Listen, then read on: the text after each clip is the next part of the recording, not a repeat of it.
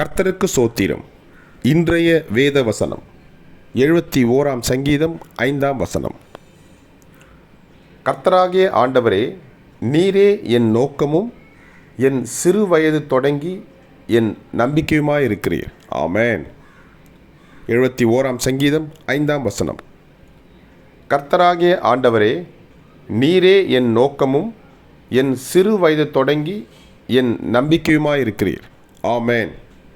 71 சங்கீதம் 5 கர்த்தர் உங்களை ஆசீர்வதிப்பாராக, உங்களோடு கூட இருப்பாராக. ஆமென்.